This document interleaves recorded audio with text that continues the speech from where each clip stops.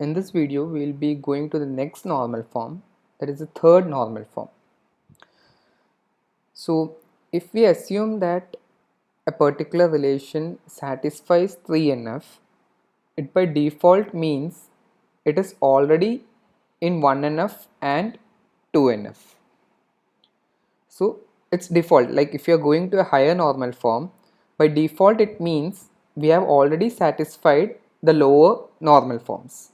So if you are asked to convert a schema or relation to 3NF, you should be actually seeing first that it satisfies 1NF, then see or make it satisfy 2NF, and then come and see or try to make it satisfy 3NF. So let's have a look at what 3NF means. So 3NF is based on the concept of transitive dependency. Hope you remember what transitive dependency is. It was like if x gives y, y gives z, we can say x gives z. So such transitive dependencies should not be there anymore once a relation is made to satisfy the third normal form. Let's first read the definition and have a look using an example.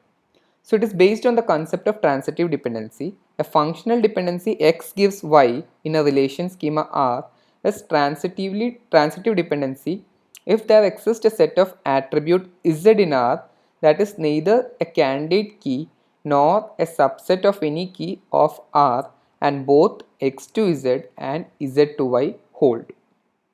So first let's try to understand what transitive dependency means in this context of new terms like set of attributes of z that is neither candidate key or subset. Such terminologies are coming. So let's try to understand transitive dependency in that aspect. So for that purpose, let's take our old example, employee department, and there are two functional dependencies in this relation. One is from SSN we can reach ename, birth date, address and dnumber, and another dependency is using dnumber we can reach dname and dmanager SSN. So these are the two dependencies. Now you can say this is already in 2NF. Why? Because there is no partial dependency occurring. 2NF states there should not be any partial dependency. Now since over here the primary key consists of just one attribute, we can automatically say it satisfies 2NF. Now over here the transitive dependency comes like SSN, we get dnumber from SSN and we can derive dname from dnumber. So actually by transitive dependency dname can be obtained from SSN. Now this part of the definition, like if there exists a set of attributes z in R that is neither a candidate key nor a subset of any key of R and both x to z and z to y hold. Over here z is dnumber, dnumber is z. So x to z means SSN to dnumber and z to y means this dnumber to dname or dmanager SSN. And this z, that is the dnumber over here, should not be a candidate key or a subset of the key in this relation. Now in this case the only key is SSN or the only candidate key is SSN. Now this dnumber should not have been a candidate key or a prime attribute. Actually prime attribute means a part of the candidate key, that should also hold. So and it is not, dnumber is not part of candidate key, and we have transitive dependency like SSN to dnumber and dnumber to dname. So such transitive dependencies should not occur for a particular relation to satisfy 3NF. So according to a definition, a relation schema R is in 3NF if it satisfies 2NF. By default it should satisfy 2NF and no non-prime attribute of R. So non-prime means those that are not part of the candidate key. No non-prime attribute of R is transitively dependent on the primary key.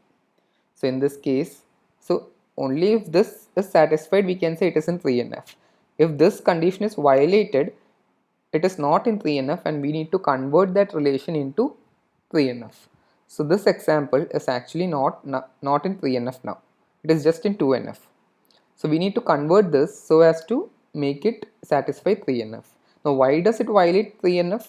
Because non-prime attribute of R, that is D number is a non-prime attribute of R, is transitively dependent on the primary key, or this D name is a non-prime attribute of R and it is transitively dependent on SSN, because SSN gives D number and D number gives D name.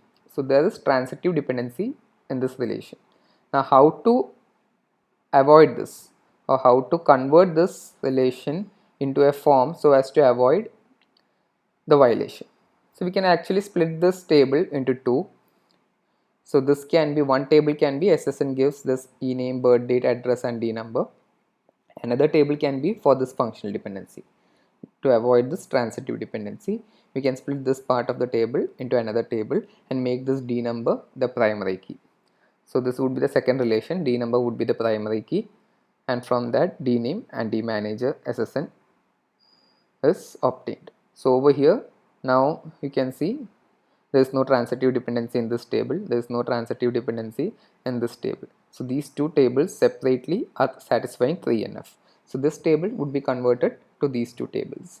So when we say we satisfy 3NF, it automatically also means we satisfy 1NF and 2NF. Hope you got an idea of what 3NF is. In the next video we will be trying to see a university question where we can solve a relation and convert it into 2NF, 3NF and all. Thank you.